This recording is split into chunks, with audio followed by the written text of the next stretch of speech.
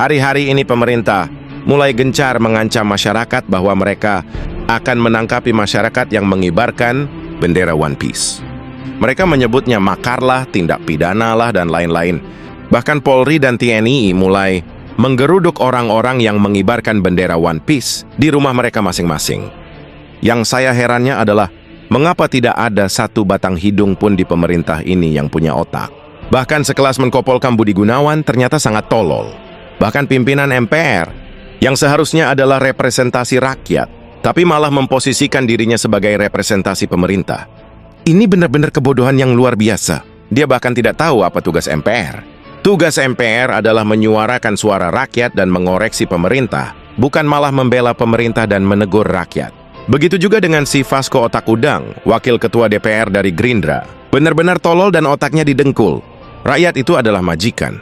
Sementara MPR, DPR, Presiden, Polri, TNI, semua itu adalah pembantu rakyat, digaji oleh rakyat. Silahkan baca konstitusi kita UUD 1945 pasal 1. Kedaulatan ada di tangan rakyat. Jadi penguasa tertinggi adalah rakyat. Jadi disinilah letak ketololan mereka. Mereka tidak tahu undang-undang sama sekali.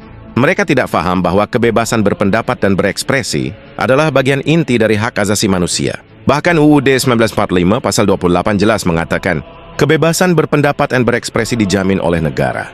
Lantas bagaimana jikalau presiden atau menteri mengeluarkan surat edaran, perpres atau permen peraturan menteri yang melarang mengibarkan bendera lain selain merah putih? Atau sebut saja yang lebih tinggi dari permen dan perpres, yaitu undang-undang? Jawabannya ya, tidak berlaku. Prinsip hukum adalah lex superior derogat lege inferior. Artinya hukum tertinggi membatalkan hukum di bawahnya. Jadi jika pemerintah bersama DPR membuat undang-undang, tapi dia malah bertabrakan dengan Undang-Undang Dasar sebagai konstitusi negara kita, maka undang-undang ataupun peraturan itu gugur secara otomatis. Atau istilah kerennya batal demi hukum.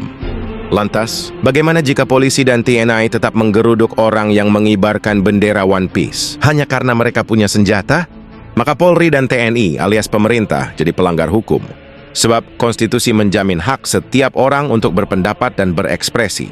Maka jika pemerintah terus melanggar hukum karena telah melintasi batas wilayah kekuasaannya, maka itu bisa membuat rakyat marah.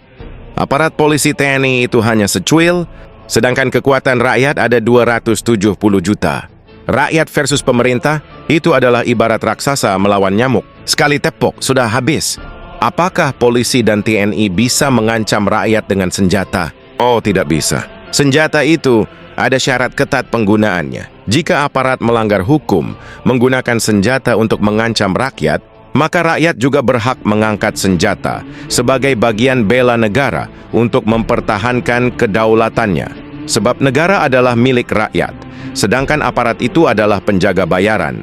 Dan jika satpam atau penjaga rumah itu mengancam pemilik rumah dengan senjata, tentu sang majikan alias pemilik rumah lebih berhak lagi untuk menggunakan senjata. Ingat, sebelum TNI Polri punya senjata, rakyat sudah lebih dahulu mengangkat senjata untuk melawan penjajah. Bahkan konstitusi juga membenarkan rakyat untuk mengangkat senjata apabila diperlukan, yaitu untuk membela atau mempertahankan kedaulatan rakyat. Jika kita berkaca dari konstitusi Amerika, rakyat juga diizinkan menyimpan senjata di rumah. Jika kita baca doktrin dasar pencetus konstitusi Amerika, mengapa rakyat diizinkan menyimpan senjata? Bukan saja sebagai bagian pertahanan, tetapi sebagai bagian controlling atau penyeimbang. Sebab pemerintah selalu punya kecenderungan untuk korup atau melakukan abuse of power. Nah, sangat berbahaya bagi sebuah negara jika senjata hanya boleh dimiliki aparat pemerintah. Pemerintah itu bisa kebablasan dalam korup absolut. Disitulah rakyat, sebagai kekuatan penyeimbang, atau lebih tepatnya sebagai tuan rumah, menegur dan mengingatkan pemerintah, "Hei, kekuatan rakyat lebih banyak dari milik kalian." Memang seperti itulah di negara demokrasi, sebab rakyat adalah pemilik rumah, berkuasa penuh untuk menjaga setiap sisi keselamatan rumahnya. Terlebih lagi dalam UUD 1945, pasal 1 ayat 2 disebutkan, kedaulatan berada di tangan rakyat. Jadi ibarat negara itu adalah rumah, maka rakyat adalah pemiliknya. Sedangkan aparat atau polisi TNI itu hanya penjaga atau seperti satpam yang dibayar oleh sang pemilik tadi. Tentu sebagai pemilik, orang itu jauh lebih berkepentingan untuk menjaga keselamatan rumahnya ketimbang penjaga bayaran tadi. Jadi pahami itu bahwa rakyat adalah majikan alias pemilik negara. Itu sesuai dengan asas demokrasi.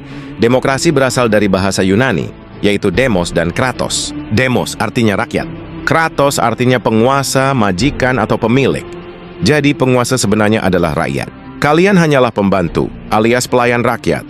Sebagai pelayan yang digaji oleh rakyat, seharusnya kalian hormat, sopan, dan tunduk kepada majikan kalian, yaitu rakyat.